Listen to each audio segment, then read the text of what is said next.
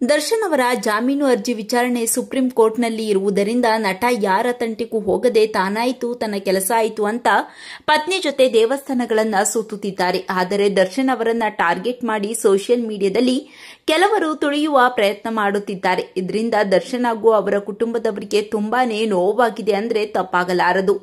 ದರ್ಶನ್ ಜೈಲಿಗೆ ಹೋಗಿದ್ದಾಗ ಮಗ ವಿನೀಶ್ ಪರಿಸ್ಥಿತಿ ಮಾತ್ರ ಹೇಳತಿರದು. ಶಾಲೆ ಬಿಟ್ಟು ತುಂಬಾನೇ ಡಿಪ್ರೆಷನ್ಗೆ ಹೋಗಿದ್ದ ಆ ಹುಡುಗನ ಪರಿಸ್ಥಿತಿ ಬಗ್ಗೆ ಕಿಚ್ಚ ಸುದೀಪ್ ಕೂಡ ಮಾತನಾಡಿದ್ದರು.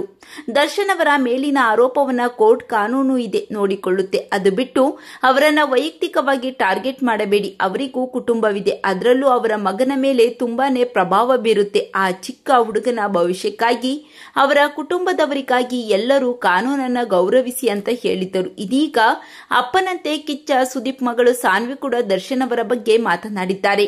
ಸೋಷಿಯಲ್ ಮೀಡಿಯಾದಲ್ಲಿ ಇತ್ತೀಚೆಗೆ ಕೆಲವರು ಕೆಟ್ಟದಾಗಿ ಮೆಸೇಜ್ ಮಾಡುವುದನ್ನ ನೋಡಿದ್ರೆ ತುಂಬಾನೇ ಬೇಸರವಾಗುತ್ತೆ. ಯಾಕೆ ಇವರೆಲ್ಲ ಹೀಗೆ ಮಾಡ್ತಾರೆ ಅಂತ ಗೊತ್ತಾಗಲ್ಲ.